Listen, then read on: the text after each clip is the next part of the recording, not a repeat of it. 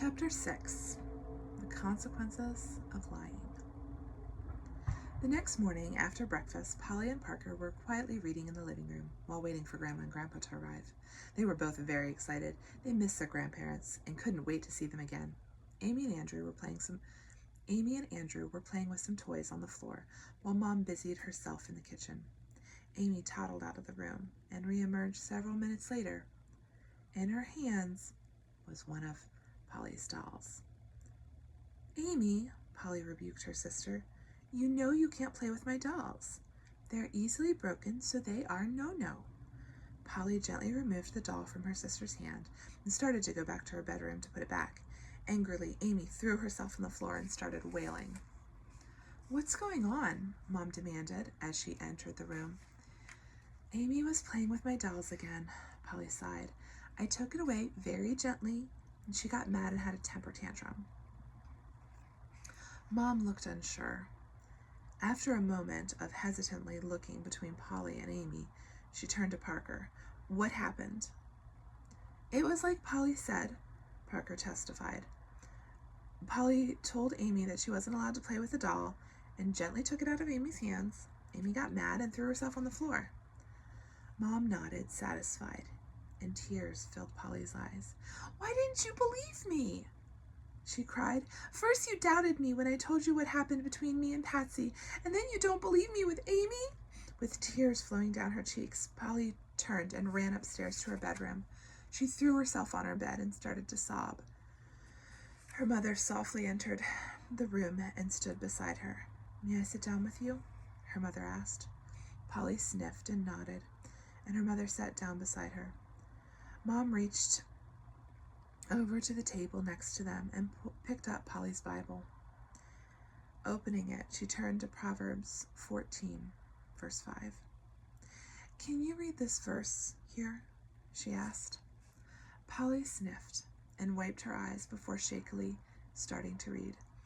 "A faithful witness will not lie, but a false witness will utter lies." "Honey, when you lied to me the other night, you made it so I could no longer simply take your word anymore, which totally breaks my heart, but that's why I doubted you today."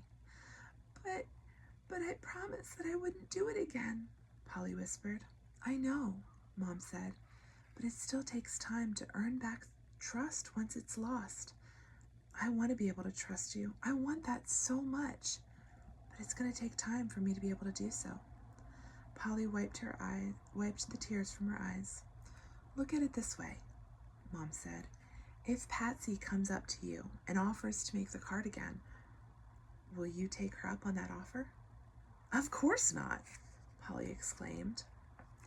"If Patsy tells you anything, will you be inclined to believe her at this point?" Mom pressed. "No," Polly whispered. "I see the point you're making."